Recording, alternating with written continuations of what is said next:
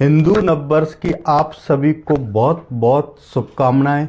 और यह जो नया वर्ष कल से प्रारंभ होने जा रहा है, इस वर्ष का जो राजा है वह सूर्य है। और जो इस वर्ष का राजा सूर्य है, इसलिए हम पहले यह समझते हैं कि गुड़ी पड़वा जो होती है 3.5 मुहूर्त में स्वयं सिद्ध मुहूर्त को बताया गया है शास्त्रों में। जैसे कि गुड़ी पड़वा, अका तीज, दशहरा आदि दिवाली, इन 3 मुहूर्त को 3.5 मुहूर्त को स्वयं सिद्ध मुहूर्त बताया गया है। इस दिन न तिथि, न बार, न ग्रह, न नक्षत्र, कुछ भी देखने की जरूरत नहीं पड़ती। इस दिन किया गया कोई भी शुभ कार्य बहुत ऊर्जाओं से भरपूर होता है। इस दिन ब्रह्मांड में एक ऐसी ऊर्जा होती है कि इस दिन किया गया कोई भी सकारात्मक कार्य बहुत लंबे समय तक उसकी जो ऊर्जा होती हैं वह इस ब्रह्मांड में चारों तरफ से भरपूर भरी रहती हैं। इसलिए इस दिन को हम अपने गुड़ी पड़वा, जो कि नववर्ष के रूप में मनाया जाता है हिंदू संस्कृति के अनुसार, तो इस दिन हम क्या विशेष करें कि जिससे यह पूरा नया साल हमारे लिए सुखमय, उन्नतिमय और शांतिमय हो। इस दिन हम क्या विशेष करें, क्योंकि यह पहला जो दिन होता है यह फोरकास्टिंग कर देता है कि यह पूरा वर्ष आपका कैसा बीतेगा। इस वर्ष का पहला दिन जो गुड़ी पड़वा होता है, अगर आप इसको इन उपायों के माध्यम से अगर इसको इस तरीके से अपने दिन की शुरुआत करते हैं, तब 100% आपके जीवन में काफ़ी सकारात्मक ऊर्जाओं से आपका पूरा वर्ष भरपूर बना रहेगा। सबसे पहले हम सुबह जब भी सोकर उठें तो अपने बेड पर, बिस्तर पर बैठकर, आप पूरे वर्ष में नहीं कर पाते तो इस दिन ज़रूर करें। अपने बेड पर आलती पालती मारकर बैठ जाएं और अपने दोनों हाथों को अपने इस तरीके से चांद जैसा बना के उनका दर्शन करें और उनको देखते हुए बोलें, कराग्रे बस्ते लक्ष्मी कर मध्य सरस्वती कर मूले तु गोविंदा प्रभाते कर दर्शनम। अगर यह भी नहीं बोल सकते आप तो अपना जो इष्ट मंत्र है अपनी हथेलियों को जरूर देखें और उनमें शुभ भावनाओं को भाएं कि हे परम पिता परमात्मा, जो सब कुछ है आज आपके आशीर्वाद से है और यह नववर्ष मेरे लिए सुखमयी, शांतिमयी, उन्नतिमयी हो और इस नववर्ष में मुझसे किसी भी प्रकार की कोई ऐसी गलती ना हो कि जिसका बाद में मुझे पश्चाताप हो।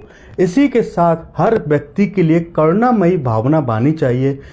चाहे आपका कितना भी बड़ा कॉम्पिटिटर हो, कितना भी बड़ा आपका दुश्मन हो, उसका भी आपको अच्छा ही सोचना चाहिए, क्योंकि हो सकता है कि आपके बुरे सोचने से उसका बुरा तो नहीं होगा, लेकिन 100% आपका स्वयं का बुरा होगा। इसलिए सबसे पहले सोकर उठकर आलती पालती मारकर अपने दोनों हथेलियों के दर्शन करके और उसी हाथ को, सीधे हाथ को ज़मीन पर टच करके अपने माथे से ज़मीन को स्पर्श करें और धरती माँ को सबसे पहले धन्यवाद दें कि हे धरती माँ, मेरा यह नया वर्ष बहुत अच्छा व्यतीत हो। फिर उसके बाद हम क्या करें, उसके बाद सबसे पहले हम जो आपके नीम की पत्तियां होती हैं, नीम की पत्तियों की गोलियां बनाएं। नीम की पत्तियों की गोली बना के उसको आप सुबह पानी से उसका सेवन करें तो पूरा वर्ष आपका बीमारियों से आपका बचाव होगा।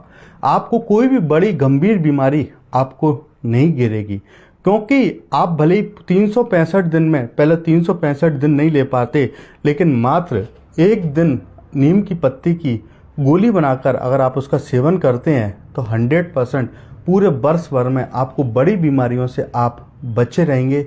इसके बाद फिर आप अपने इष्ट के मंदिर जाकर, जो भी आप जिस धर्म से परंपरा से जुड़े हुए हैं, और जैसे कि हिंदू धर्म से परंपरा से जुड़े हैं तो जैसे कि नवरात्रि का भी प्रारंभ होता है, अपने देवी माँ के, अपनी कुल देवी का ध्यान करके उनके निमित्त जो भी आप पूजा प्रसाद चढ़ाने के बाद अपने घर में एक देसी गाय के घी का एक 24 घंटे के लिए अखंड दीपक अपनी पूजा में जरूर जलाएं। जैसे ही वो देसी गाय के घी का अखंड दीपक आप 24 घंटे के लिए जलाएंगे कल, तो पूरी नकारात्मक ऊर्जा घर की 24 घंटे में आपको रिमूव होना चालू हो जाएगी।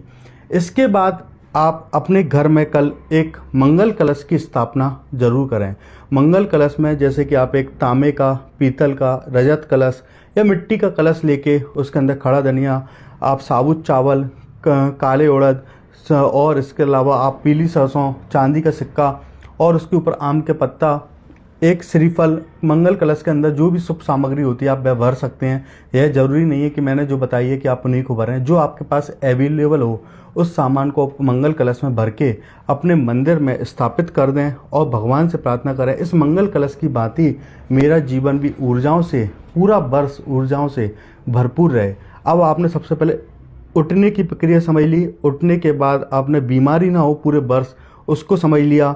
आप प्रभु दर्शन पर चले गए। प्रभु दर्शन पर जाने के बाद आपने अपने मंगल कलश की स्थापना कर दी, एक अखंड दीप की ज्योत जला दी। अब सबसे महत्वपूर्ण, आप अपने घर की समस्त नकारात्मक ऊर्जाओं को पलायन कर सकते हैं इस दिन आप आम के पत्तों की बंधन बार जरूर बांधें।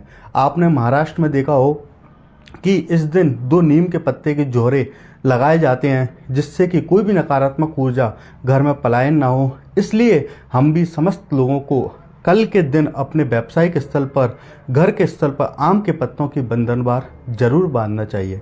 इसके बाद मुख्य द्वार पर स्वास्तिक अंकित करना चाहिए। इसी के अतिरिक्त रंगोली बनानी चाहिए।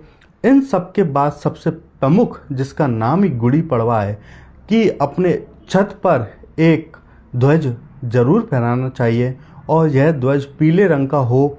और अगर आप पे ध्वज भी नहीं है तो आप अपने भगवान से निमित्त करके उसमें मन में भावना वाएं कि मेरे घर पर एक ध्वज फहरा रहा हूँ और इस ध्वज की भांति मेरे घर के समस्त नकारात्मक ऊर्जा पलायन होती रहे। अगर आप अपने घर पर कल एक ध्वज फहराते हैं, ध्वज के अंदर जैसे कि आप पीली सरसों, हल्दी की गांठें, साबुत चावल, एक ₹1.25 उसमें रख के बांधते थे और जब वैसे वो फैरता था तो जिस दिशा की ओर वह फैरता था उससे आपको ज्ञात हो जाता है कि आपका पूरा वर्ष कैसा व्यतीत होगा। इसके बाद अब आप क्या करें, जैसे कि आपने सब प्रक्रिया कर ली, उसके बाद अपने घर के समस्त लोग इस दिन कुछ न कुछ विशेष दान पुण्य जरूर करें।